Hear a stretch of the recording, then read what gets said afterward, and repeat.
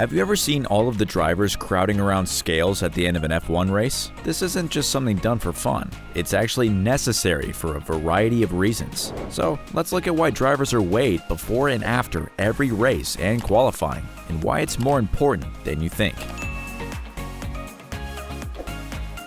One of the most important procedures during the race weekend is weighing the drivers. After a race, a driver is required to mark his weight with the officials before proceeding to their team. However, a driver's weight is also very important to know ahead of the race. The minimum weight of a car and driver combination has been increased to 795 kilograms, according to F1 rules amended in 2022.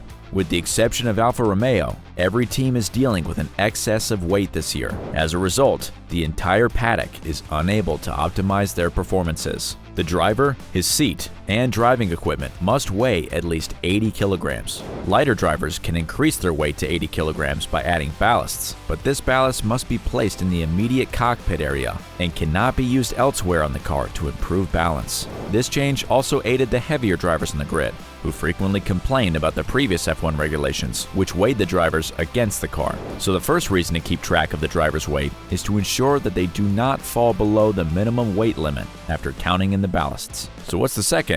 Well, it might surprise you. Racing in F1 single-seater supercars is no laughing matter. The 2-hour race in a congested area is extremely taxing on the drivers. The combination of extreme heat, humidity, and running for 2 hours proves difficult for even the most well-prepared athletes. Furthermore, each of them is constantly under mental duress as they compete with some of the world's best drivers. The stress of making it to the last lap is a substantial challenge for everyone.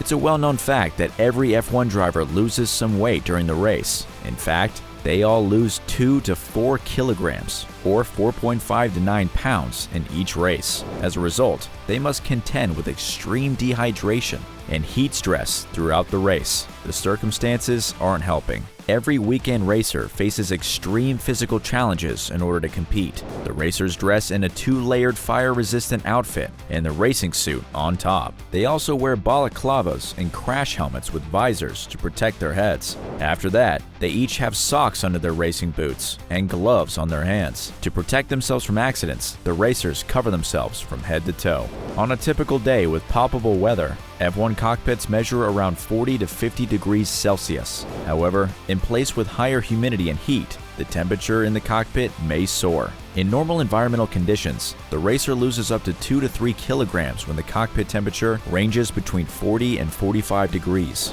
In extreme environmental temperatures, the racer loses approximately 4 to 4.5 kilograms. Although there is a supply of liquids available during racing, it does not match the amount of water they lose through perspiration in the boiling environment, resulting in extreme dehydration. The second reason arises from this fact: to keep track of the driver's health. If there is one universally acknowledged fact, it is that water is necessary for survival, especially for someone putting in as much physical effort as an F1 driver.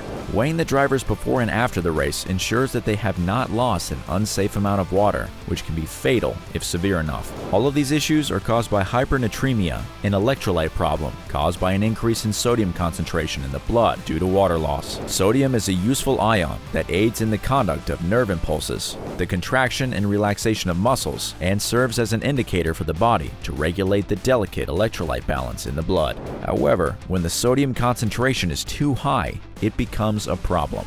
This is due to a phenomenon known as osmosis. Osmosis is defined as the tendency of solvent molecules to pass through a semi-permeable membrane from a less concentrated solution to a more concentrated solution. Because of the water loss, the blood, in our case, has become more concentrated. So, what's the issue?